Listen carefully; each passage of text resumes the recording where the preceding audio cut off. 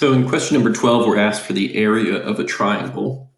Area of right triangles are fairly straightforward to see. We just say that the area of a right triangle is going to be half as big as the area of a rectangle that I can make by making those lines.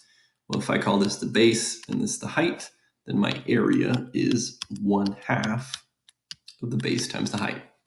Okay, so now there's something a little tricky. If you don't have a right triangle, it turns out that it's actually still the same equation. It's still 1/2 base times height. And we can kind of look at that real quick and see why that might be. So if I take this triangle and I cut it into these two pieces, I now have two right triangles. Okay, we still have a height here. We've got the base that goes all the way across, but what I would like to do is I would like to call this part x, and I'd like to call the rest of it the base minus x. Okay, so we've got one chunk that is called the length of the base, or sorry, this whole thing is the length of the base, which I'm going to break up into two chunks, something I call x and something I call the base minus x.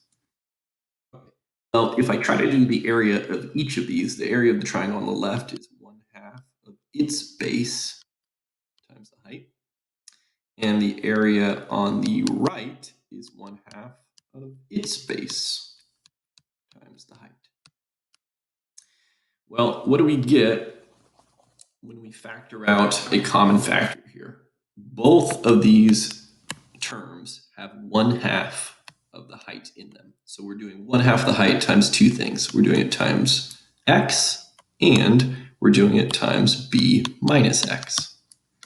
Well, if we have x and minus x in that parentheses, they're going to go away, and we're just going to be left with 1/2 of the height times the base, which rearranged a little bit gets us back to how we usually say it, 1/2 base times height.